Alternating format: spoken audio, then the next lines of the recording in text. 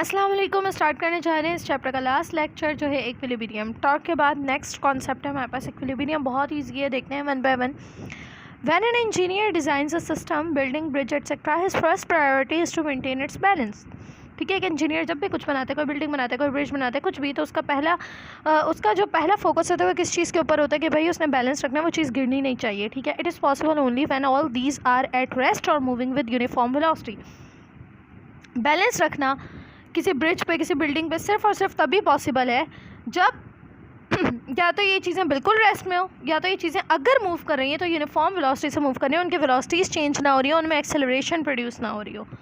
This is the basic principle of equilibrium. ठीक है, equilibrium का बेसिक प्रिंसिपल है कि या तो, गौर से सुनना, इक्विलिब्रियम का बेसिक प्रिंसिपल है कि या तो वो रेस्ट में हो, ठीक है, या तो वो यूनिफॉर्म वेलोसिटी में हो। अब ये दो कंडीशंस आएंगी ना कि इक्विलिब्रियम की, तो ये चीज़ आपको और ज़्यादा क्लियर हो जाएगी। ठीक है, और इक्विलिब्रियम की स्टेटमेंट ये दी जाती है कि इक्विलिब्रियम, देखो नाम भी बता रहे हैं कि इक्वल, ठीक है, कांस्टेंट होना। ठीक है, अब बॉडी इज इन इक्विलिब्रियम, एक बॉडी इक्विलिब्रियम में तब मानी जाएगी when either it is at rest, या तो वो रेस्ट में होगी, या तो वो यूनिफॉर्म, अगर मूव करी होगी तो यूनिफॉर्म सेम मोशन में मूव कर रही होगी, उसकी वेलोसिटी में चेंज नहीं आ रहा होगा। ठीक है, देखो एक्सेलरेशन का फॉर्मूला हमारे पास होता है change in velocity over time, और उस चैप्टर में क्लियरली आपको समझा चुकी हूँ कि अगर वेलोसिटी में चेंज नहीं आया तो क्या होगा। चेंज इन वेलोसिटी का क्या मतलब है, Vf माइनस Vi। इसका मतलब है अगर वेलोसिटी में चेंज ही नहीं आया तो कैसी Vi कैसी Vf, ये Vi Vf नहीं होगा, फिर सिर्फ एक ही V होगी। अगर एक ही V होगी तो आप सोचो खुद, अगर V में से V को आप माइनस करोगे, ठीक है, या Vf भी अगर आपके पास 2 है, Vi भी आपके पास 2 है, 2 में से 2 को माइनस करोगे, क्या आएगा, न्यूमिनेटर 0 आएगा। टाइम जो मर्जी हो, डिवाइड कराते रहो, आंसर आपके पास 0 आएगा। एक्सेलरेशन प्रोड्यूस नहीं होगी, एक्सेलरेशन 0 होगी। ठीक है, तभी वो स्ट्रेट इक्विलिब्रियम माना जाएगा। आगे देखो, there are 2 forms of equilibrium. Equilibrium की 2 फॉर्म्स होती है हमारे पास, एक होता है स्टैटिक इक्विलिब्रियम, एक होता है डायनामिक इक्विलिब्रियम। अगर कोई कह रहे हैं ना कि 2 कंडीशन है, या रेस्ट हो या यूनिफॉर्म मोशन, अगर रेस्ट में है तो स्टैटिक इक्विलिब्रियम है, अगर मोशन में है तो डायनामिक इक्विलिब्रियम है। ठीक है, इक्विलिब्रियम को हम 2 कंडीशंस के थ्रू अंडरस्टैंड कर सकते हैं, समझ सकते हैं। ठीक है, मूव करते हैं one by one. First condition of equilibrium हमारे पास ट्रांसलेशनल इक्विलिब्रियम भी कहलाती है। ठीक है, a body is said to be in translational equilibrium when the algebraic sum of concurrent forces, concurrent forces यानी कि जो लाइन से फोर्सेस लग रही हैं उसके ऊपर, उन सबका जो सम हो। ठीक है, जब लगने वाली तमाम लाइन से जो फोर्सेस लग रही हैं उन सब का सम क्या होगा, 0 होगा।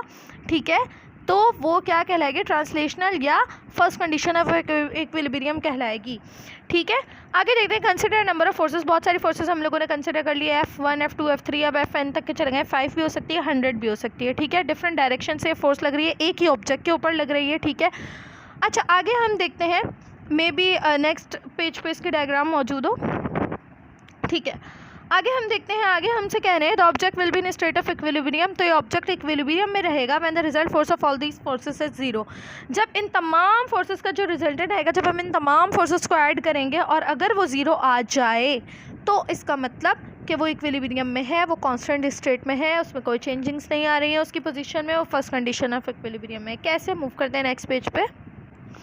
अब देखें इस डायग्राम में कितने अच्छे तरीके से एक्सप्लेन किया हुआ है। ये एक ऑब्जेक्ट है हमारे पास, ठीक है, इसमें F1 से लेकर F8 तक के आप देखो डिफरेंट डायरेक्शंस में लग रही हैं। ठीक है, F1 F2, ठीक है, फिर अगर ये F3 है तो इसके ऑपोजिट बिल्कुल F4, फिर अगर ये F5 है तो इसके ऑपोजिट बिल्कुल F6, फिर अगर ये F7 है तो इसके ऑपोजिट बिल्कुल F8।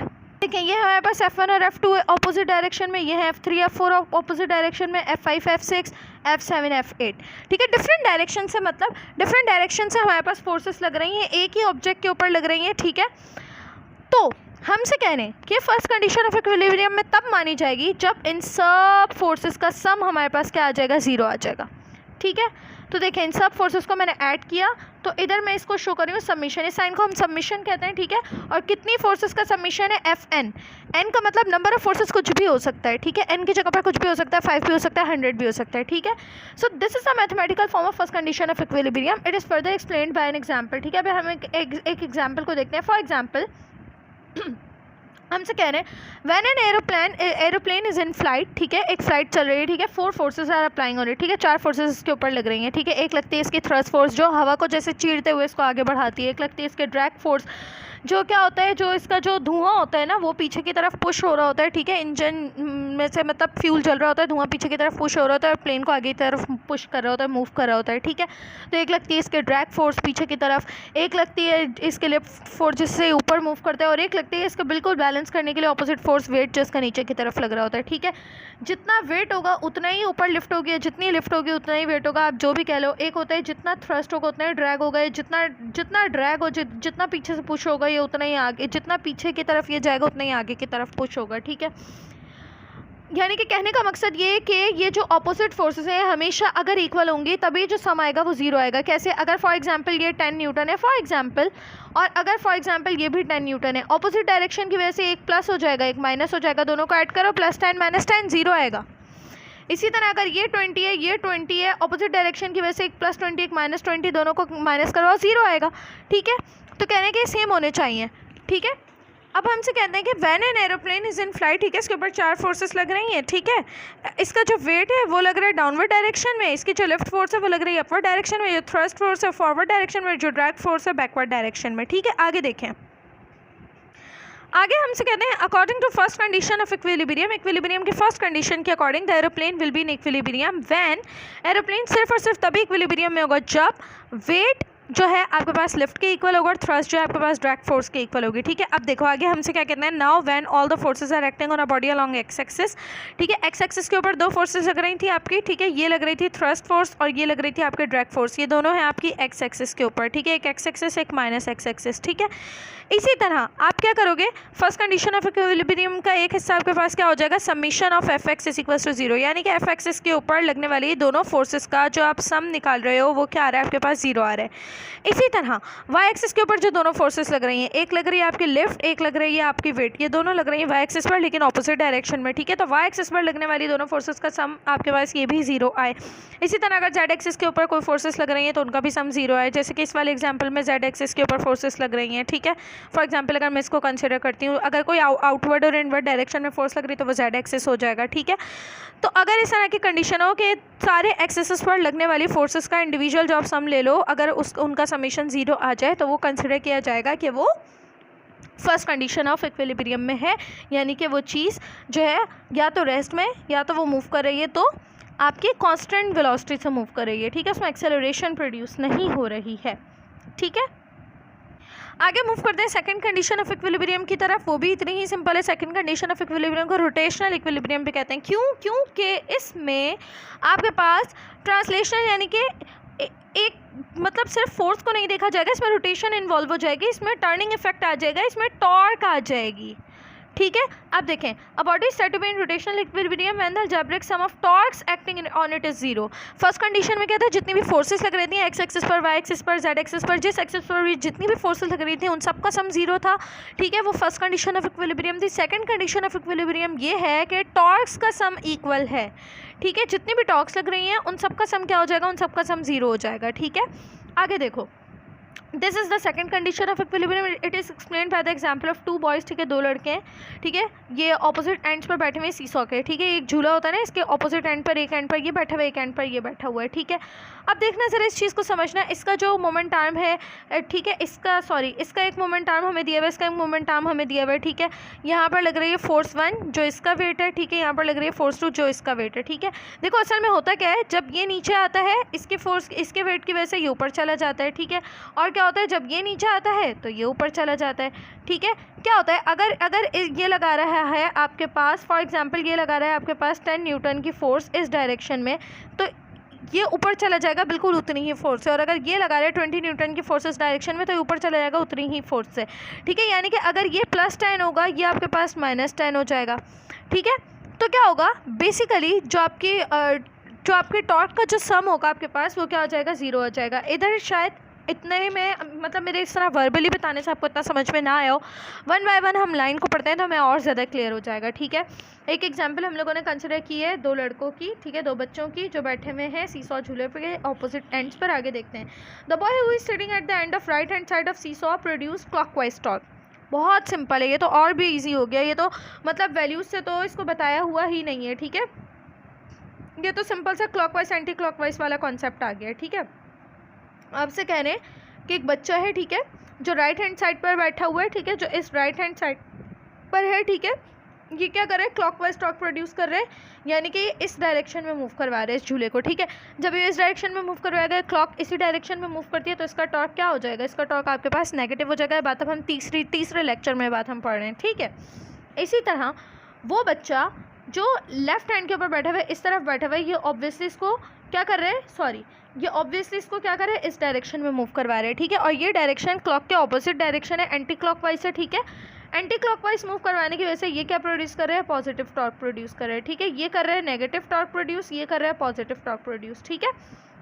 अगर ये नेगेटिव 10 प्रोड्यूस कर रहा है, ये पॉजिटिव 10 प्रोड्यूस करेगा, तो सम क्या हो जाएगा, -10 + 10 0 हो जाएगा, ठीक है। Now if the sum of, अगर हम सम निकालते हैं, if the sum of all torques is 0, अगर हम तमाम टॉर्क्स का सम 0 कहते हैं, देन सीसॉ इज बैलेंस, तभी सीसॉ आपका क्या हो जाएगा, बिल्कुल एग्जैक्टली बैलेंस हो जाएगा, ठीक है। And the whole system is in rotational equilibrium, और जो पूरा का पूरा सिस्टम होगा वो क्या माना जाएगा, वो रोटेशनल इक्विलिब्रियम में माना जाएगा, ठीक है। चलो आगे हम देखते हैं, this example can be extended for n number of torques. अभी तक तो हम लोगों ने सिर्फ 2 टॉर्क्स के पॉइंट ऑफ व्यू से देखा है, अगर हम इसको n नंबर ऑफ टॉर्क्स पर लेकर जाते हैं, ज़्यादा नंबर ऑफ टॉर्क्स पर लेकर जाते हैं किसी भी बॉडी के ऊपर, ठीक है।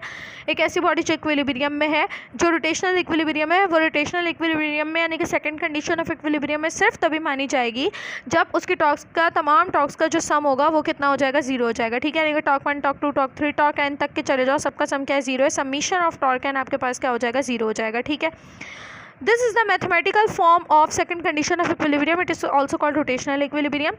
From the above discussion, it is concluded that if a body satisfies the first condition of equilibrium, then its linear acceleration is 0. यानी कि अगर एक बॉडी फॉलो करी होगी फर्स्ट कंडीशन ऑफ इक्विलिब्रियम को, ठीक है, यानी कि उसकी फोर्सेस का सम 0 होगा, यानी कि उसकी जो एक्सेलरेशन होगी, ठीक है, वो क्या होगी, 0। ये बात हम लोग पीछे भी पढ़ चुके हैं, उसमें कोई वेलोसिटी प्रोड्यूस नहीं होगी, ठीक है। या तो वो बिल्कुल रेस्ट में होगी, या तो अगर वो मूव करी होगी तो यूनिफॉर्म वेलोसिटी से प्रोड्यूस करी होगी, वेलोसिटी में चेंज नहीं आएगा, डेल्टा वी नहीं होगा, एक्सेलरेशन 0 होगी, ठीक है। ये बात मैं प्रूफ भी करके दिखा चुकी हूँ। इसी तरह अगर एक body second condition of equilibrium में होगी तो उसकी जो एंगुलर एक्सेलरेशन होगी वो 0 होगी। भाई अभी इधर एंगुलर एक्सेलरेशन का वर्ड क्यों आया, देखो अगर कोई बॉडी सीधे सीधे उसकी फोर्सेस लग रही हैं तो उसकी सिंपल वाली जो आपके पास एक्सेलरेशन है, लीनियर एक्सेलरेशन, वो आपके पास 0 है, ठीक है, जो 1 डायमेंशन में। लेकिन अगर वो टर्न हो रही है, ठीक है, टर्न होने की वजह से क्या होता है, जब कोई चीज़ टर्न होती है, जब कोई चीज़ सर्किल में मूव करती है, ठीक है, तो उसके अंदर क्या होता है, उसके अंदर एंगल्स प्रोड्यूस हो जाते हैं, ठीक है।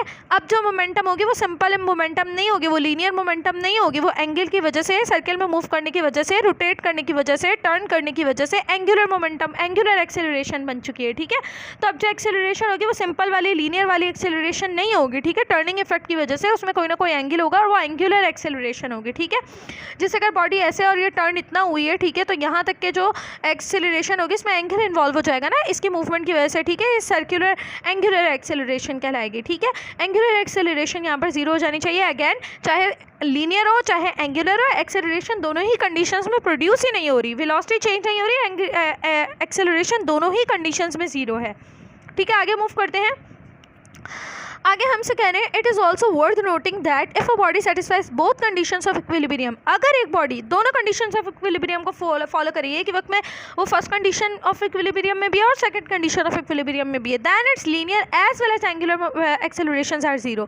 तो फिर उसकी दोनों एक्सेलरेशन 0 हो जाएंगे and such a body said to be complete और परफेक्ट इक्विलिब्रियम, ठीक है। ऐसी बॉडी या तो कंप्लीट इक्विलिब्रियम में कहलाएगी या तो उसको आप परफेक्ट इक्विलिब्रियम में भी कह सकते हो, ठीक है। मैथमेटिकल इसको किस तरह लिखा जाएगा, summation of fx 0, summation of fy 0, ठीक है, समीशन ऑफ fz 0 और समीशन ऑफ टॉर्क्स 0। अगर वो परफेक्ट या कंप्लीट इक्विलिब्रियम में है यानी कि वो दोनों कंडीशंस को फॉलो कर रही है, ठीक है।